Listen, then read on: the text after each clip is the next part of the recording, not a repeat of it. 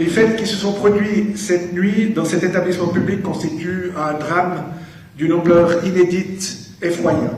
De nombreuses vies, jeunes pour la plupart, ont été perdues. Une centaine de personnes ont été blessées, souvent grièvement, et derrière ces chiffres, il y a des visages, des prénoms, des familles, des destins brutalement interrompus ou à jamais bouleversés.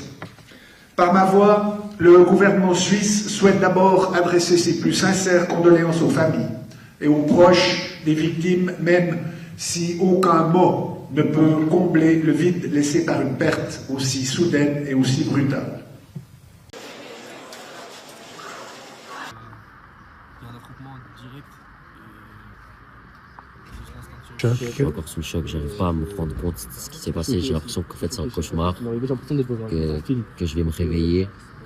Et bah, par exemple, cette nuit, j'ai pas dormi une seconde, j'arrivais pas, je fermais les yeux, j'avais tout qui me revenait dans la tête. Parce que j'ai vu des gens se faire réanimer, j'ai vu des gens complètement brûlés, j'ai vu des gens en train de mourir. Franchement, c'était assez compliqué et assez difficile, on va dire, à encaisser. Donc, selon toi, c'est le.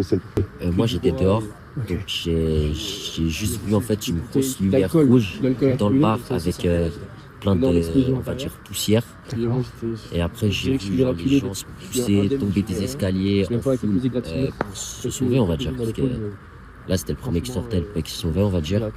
Et franchement c'était assez tragique à voir parce qu'il y en a du coup qui se faisaient marcher dessus. Et surtout que je sais qu'il y en a qui n'ont pas pu sortir et qui ont été malheureusement décédés à l'intérieur.